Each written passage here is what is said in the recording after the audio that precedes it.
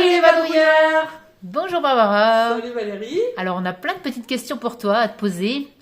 Concernant ton projet été 2025, est-ce que tu peux nous en dire un peu plus? Tout à fait. Alors comme c'est indiqué ici derrière, en fait l'été prochain, je vais partir sur les routes à vélo, sur les routes de France, pendant 1 mois et demi, de fin août à début octobre, au profit de la fondation Le Refuge. Ok, et donc pourquoi cette fondation Le Refuge en particulier? Parce que déjà ça va faire 3 ans l'été prochain qu'on travaille sur le projet et spontanément quand on réfléchissait à quelle association on allait apporter un appui, c'est le refuge qui est venu en premier en tête. Et parce qu'on a eu toutes les deux la chance d'avoir des parents aimants et qui n'ont jamais posé aucune différence entre nos frères et sœurs par rapport à nous qui étions LGBT. Et c'est vrai que malheureusement, encore en 2025, c'est pas le cas de tout le monde. Donc ça nous semblait important. Donc si on a bien compris, tu pars toute seule. Tu peux nous dire pourquoi? Ah bah ça va plutôt être à toi de répondre. Allez, à toi. Allez, donc je dois expliquer pourquoi tu pars toute seule. Donc pourquoi je viens pas? Tout à fait. Alors en effet, on est déjà parti 3 semaines, 4 semaines en vélo, c'était super, on a fait des belles découvertes, on a été dans l'effort, on a passé vraiment des bons moments à deux. Mais c'est vrai que la cinquantaine est passée là-dessus et je ne me vois plus partir sur autant de temps. Donc une semaine, 10 jours, ça ira. Mais monter, démonter la tente tous les soirs, dormir sur un matelas qui fait 2 cm, je ne me vois plus. Par contre, toi tu t'y voyais très bien, donc c'est vrai qu'on a décidé de faire 2 équipes cet été. Mais rassurez-vous, je serai quand même partie un petit peu de l'aventure. La première semaine, je vais l'accompagner, donc moi, en caravane balai avec le van, ce qui permettra aussi d'économiser les nuits de camping la première semaine parce qu'on pourra dormir dans le van. Et puis la dernière semaine où je vais te rejoindre aussi pour la dernière étape. Voilà. Moi de mon côté, je dirais va te voir un petit peu ailleurs où toi, tu n'as pas trop envie de faire ça. C'est la montagne, la Via Ferrata, la randonnée en haute montagne.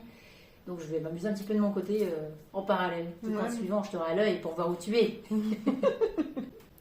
Alors, est-ce que tu peux nous donner ton parcours durant ce road trip? Donc oui, normalement je vais parcourir approximativement 2100 km en 6 semaines. Donc le départ se fera à Lille le samedi 23 août 2025. D'ailleurs, vous êtes tout à fait conviés à venir faire la première étape jusqu'à Arras avec nous. Plus on est fou, plus on rit. Donc ça sera les Hauts-de-France d'abord, Arras, Amiens, Rouen. Donc on arrive après en Normandie jusqu'à Honfleur.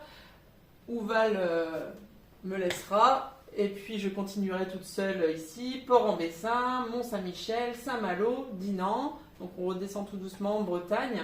Rennes, Nantes, Noirmoutier, les Sables d'Olonne, La Rochelle où Val viendra me retrouver pour la dernière partie. Jusque Angers, où on arrivera le samedi 4 octobre, la veille de ton anniversaire d'ailleurs. Et oui, on pourra fêter nos retrouvailles. Ouais, c'est clair. Tout à l'heure, tu nous as dit que tu partais au profit du refuge. Comment ça va se passer concrètement? Bon, vous avez bien compris que le but, c'est d'avoir le maximum de dons pour le refuge. Il faut savoir que 100% des dons qui seront versés, ira complètement à la fondation. Il n'y a rien pour moi. C'est pour ça que j'ai fait le choix de ne pas faire une cagnotte en ligne classique.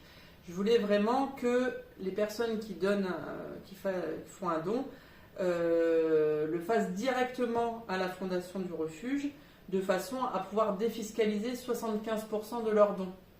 En effet, ce qu'on ne sait pas en France, ou ce qu'on sait peu, c'est qu'on peut être défiscalisé de 75% de chaque don. C'est-à-dire, par exemple, si on donne 100 euros à une association, ça ne revient en fait qu'à 25 euros parce qu'on déduit à la fin sur son impôt sur le revenu les 75%, donc 75 euros.